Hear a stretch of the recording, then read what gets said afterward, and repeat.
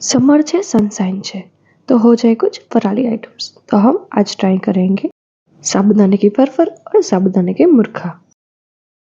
एना माटे मैं साबुदाना पलाળી લીધા છે અને આજે હું એને ટોમેટો ફ્લેવર આપવાની છું। અહીંયા મેં એની પ્યુરી રેડી કરી લીધી છે।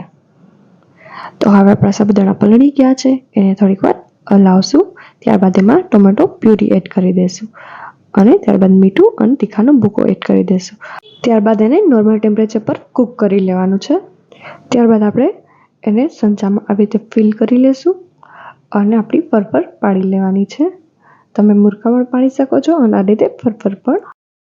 ત્યારબાદ તમે એને સનરાઈઝમાં 2 to 3 ડેઝ સુકવવા દેશું, તો આવી રીતે રેડી થઈ જશે અને આપણે એને ફ્રાય કરી લેશું। તો રેડી છે આપણા સાબુદાણાની ફરફર અને સાબુદાણાના મુરખા।